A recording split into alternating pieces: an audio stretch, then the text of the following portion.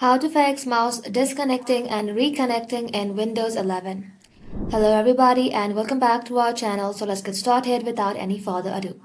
For that, in the search bar you want to go ahead and search for Device Manager, or you can simply right click on the start icon and then tap on Device Manager right over here.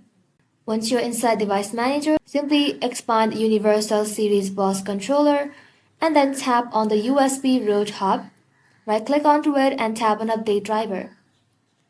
From here, tap on Search automatically for drivers, and once the PIS driver for your device is installed, if it does not fix your issue, you want to go ahead and hit back, and then tap on Browse my computer for drivers. Tap on Let me pick from a list of available drivers in my computer, and then select this one and then tap on Next again. Once it is installed, close this, and then you want to expand mice and other pointing devices. Go ahead and right click onto your driver, then tap on Update Driver again. Now do the same for this one as well. And you want to go ahead and select the model. Once you're done, tap on Next. And just like so, Windows has successfully updated your drivers. And once you're done with everything, you want to head back to your home screen, tap on the start icon, and then simply restart your PC. Once you do that, you'll then be able to fix your issue.